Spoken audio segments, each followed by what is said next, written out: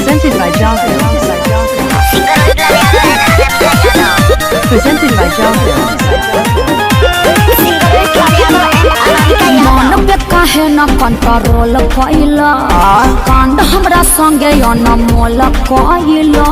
एकरा संगे करी ए मन पे काहे न कंट्रोल कइला कांड हमरा संगे अनमोल कइला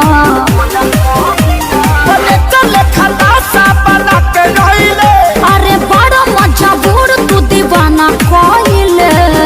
गौरा कहीं का हमारे कराना में ते पगली लिखाइले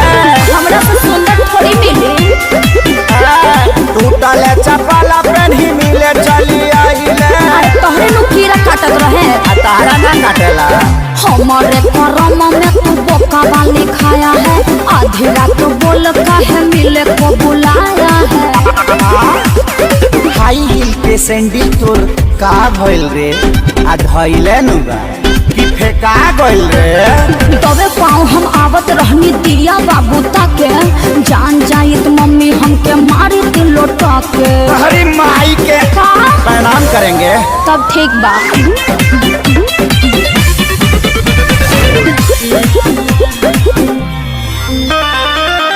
दुआरा पर खेलत रहे पबजी छोटा का भाई हो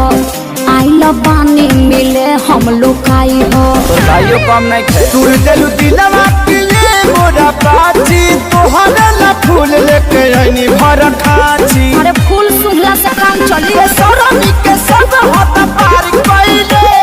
कैसे कैसे ओइनी बाबा खार धइले परोसिन खा आ हमारे करामा में ते बनरी लिखाइले चुप रह ऐसा मत बोलो आ टूटा ही चपला पेन्ही मिले चली आइले अरे हमारे करम में तू बोका वाली खाया है आधी रात बोल काहे मिले को बुलाया है चरे खातिर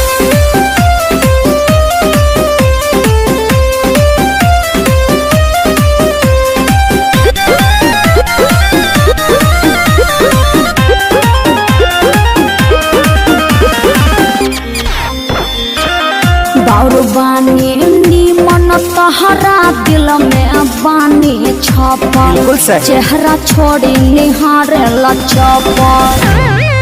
परी जैसा रूप तोहर लागत रहे हर दम भइलु छुर छुरी बोल काहे हमारा एकदम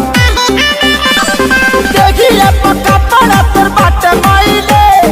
अखिलेश के सारी तू लगल फाइले आ हमारे करामा में छुछु नारी लिखाइले चुप रहा अपने बड़ा छुछुला आ टूटा ही चपला पेन्ही मिले चली आइले का करते बोला ना अरे हमारे करम में तू पाड़ा वाली खाया है आधी रात बोल काहे मिले को बुलाया है जवानिया बच्चों कर